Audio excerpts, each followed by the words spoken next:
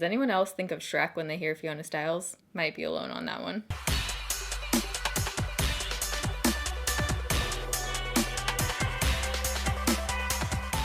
Alright, so today it is Foundation Friday. Who's excited?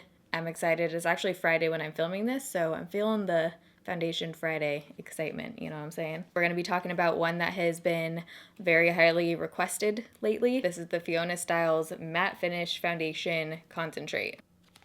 Why did I just put that back in the box? So this one has been up there with the new IT Cosmetics Cushion Foundation. That one is coming too. This product retails for $30. You can find it at Ulta and you get 1 fluid ounce of product in here. This foundation comes in 10 shades and I have the shade 01 Porcelain.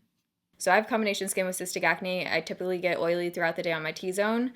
Let's look on Ulta and read some of the claims about this product. So it says it's a lightweight foundation concentrate that absorbs oil, camouflages imperfections, and delivers a long-lasting velvet matte finish. This highly pigmented formula blends effortlessly to create a soft focus effect on the skin, hides imperfections, evens out skin tone, mattifies with a non-oily, perfectly powdered finish, never smudges, and suitable for all undertones. That's interesting. I'm not sure what they mean by that. I don't know if it kind of adjusts to your skin tone or if they've just kind of covered the undertones in each shade. It says highly concentrated pigments means a little goes a long way. And then they just kind of repeat themselves 3 times. FIONA STILES is cruelty free. So I'm gonna insert some swatches right now so you can see how this foundation compares to some of the other lightest shades. I also wanna say I think the 2 closest shade matches for me right now are the Dermacol 208 and the Pure Cosmetics Baradol foundation in Porcelain.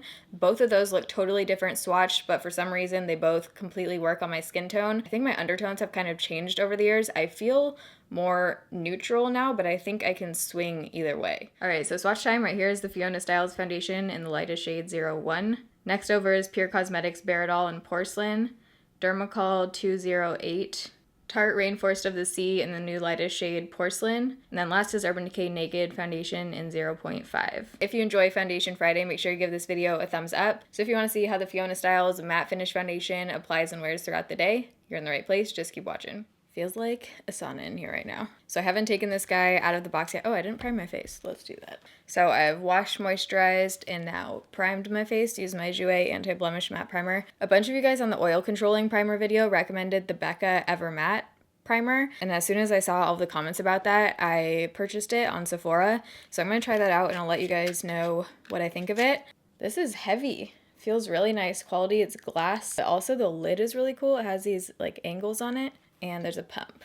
Yes. So on one side of my face, I'm going to use a brush. Today I'm using the e.l.f. brush that I use for foundation. It's technically a powder brush, but it works awesome for foundations. They never have names on the brushes, but I'm going to leave the exact one linked down below in the description box. And on the other side, I'm using my Pure Cosmetics sponge. So I'm going to shake this. Online, it says a little bit of this goes a long way. So if it ever comes out of the pump. I've literally been pumping this thing for like 2 minutes now. Oh, we're coming. Here we go.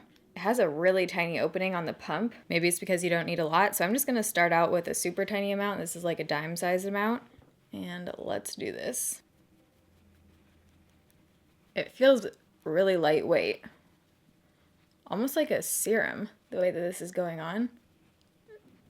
Okay, so with 1 layer and a brush, I'm getting about medium coverage. Acne is still definitely coming through, and even when I put it directly on my acne down here, it didn't really cover it up. Right now, this is not looking matte to me at all. For being what's supposed to be a matte foundation, this feels very moisturizing.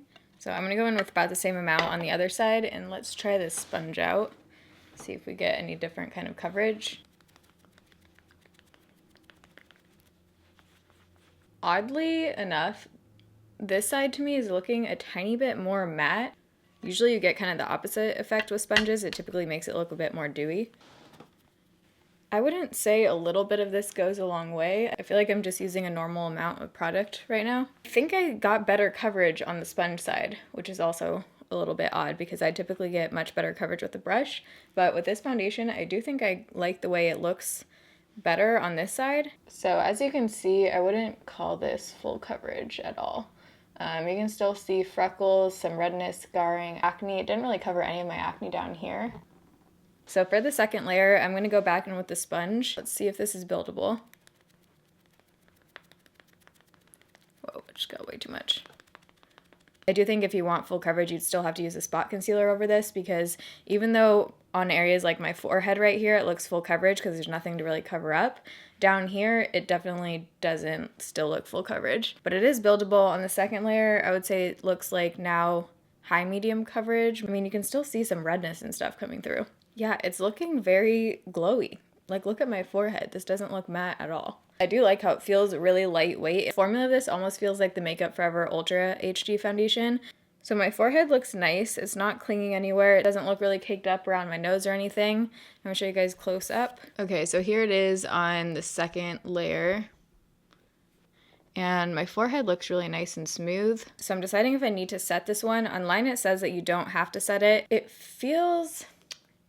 it's not totally setting down. Since it is supposed to be a mattifying foundation, I almost don't want to set it so I can really see how it controls my oil. So I think that's what we're gonna do.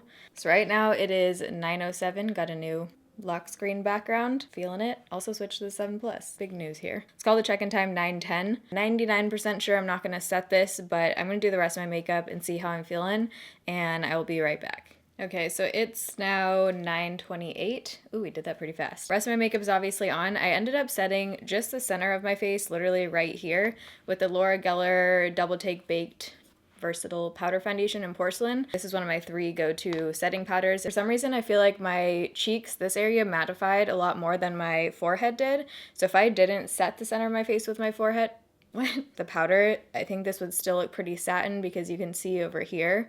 But I love the way that the powder went on top of this foundation. It just looks very airbrushed and smooth. You can't see the texture of the powder at all. And I went back on and read on the website, and I think I just thought it was supposed to be full coverage because it says highly pigmented formula, and I've just been kind of hearing that it's full coverage. So I just want to correct myself that it doesn't actually claim to be full coverage. It does say it's highly pigmented, and it does say it's supposed to hide imperfections, so that usually means higher coverage. I did add a little bit of concealer only down here on my neck. I didn't put concealer on top of any other acne or anything. So overall, it's looking really nice, especially around my nose area. So right now, my only beef with this is that it's not matte like it says, and I don't think I would say this is a concentrated, highly pigmented formula. It just seems like a medium coverage foundation. So let's quickly talk about what's on the rest of my face. I always mention every product I'm wearing down below in the description box: t-shirt, earrings, watch, everything is always down below. So to contour, I used one of my favorite shades, the Morphe 9C palette, and I just went in with this shade. I mentioned this in my favorite contour products for pale skin video, which I will put in the eye over here. This is Stroboscope by Moonplay Cosmetics in the shade NYC Vamp, and I thought this was going to be like a light pink kind of highlight, and it was straight up purple. I put that on first, kind of like all over my cheeks, and then I had to tone it down a bit. So then I went in with the Almay Nude Mauve blush, one of my favorite blushes, and to add a bit more lightness to the highlight, I used my e.l.f. Illuminating Palette, another one of my favorites. This shade I have hit pan on. I love this as a highlight. Eyes, I used my Urban Decay Naked Ultimate Basics palette. Also love this thing. And then I smoked it out with the black eyeshadow in here. And then a shit ton of mascara. What's new? And oh, lips. This shade I am in love with. I've been kind of iffy on the formula of these just because I really don't like the stickiness that I get with some of the shades. But this one I don't feel at all, so I don't know what's going on. This is the Wet n Wild Liquid Catsuit in Nudi Patootie. I love the shade of this, and this one totally dried down, so I'm not sure if it's just certain shades you get the sticky. This one feels totally great. Majorly pre-recording and pre-editing and everything for the trip, because I'm gonna be gone when you guys, actually I'm gonna be back when you guys are seeing this, so I need to edit 3 videos today. Happy Friday. So I'll check back in with you guys in a few hours. The next check-in I do will be in natural lighting. Okay, so it's now 2:15, so everything has been on for pretty much exactly 5 hours, and we are in natural lighting. So here's what it's looking like. I feel like it's oxidized a little bit. I was in my car running some errands, and it looks very smooth. I definitely get the whole soft focus claim. I think that is spot on, but I still don't feel that matte. I wouldn't say I'm getting oily on my forehead already, but it definitely looks dewy. Hoping it doesn't turn into oil by the end of the night. Actually, you know what? I am already a little bit oily. It looks really nice around my nose. I think it still looks pretty good. Check back in with you guys at the end of the night. Alright, so it is now 7:05, so it's been on for pretty much 10 hours at this point. I'm about to go eat a burger, watch Shameless. I'm excited. I definitely feel pretty oily kind of all day. I mean, you guys saw at the last check-in my forehead was starting to get oily, but now I feel like It's oily even on the center of my forehead where I powdered it. It almost looks a little bit oilier. It doesn't look really great around my nose or on my chin. So I think you guys will be able to see this, but it just looks pretty heavy around here, and it totally is separating around my nose. And also on my chin, it's looking a little bit pebbly. And like in this area, it just looks pretty dry and textured. And my forehead just looks pretty oily. It's also totally rubbed off up here where I move my bangs over. That happens sometimes, but it usually doesn't totally rub off. This is like, there's no foundation up here. I think my cheek areas are the only areas where it looks good at this point. For me personally, I don't think this one is super long lasting. It doesn't have quite enough coverage that I like. It oxidized, and I don't feel like it really mattified me at all, even when I first applied it. I'm really not getting the matte vibe here. I don't know where that came from. I don't think it's horrible. I just think I have foundations that I like better that hold up throughout the day. I think this one could be okay if you have normal to dry skin even. I don't know.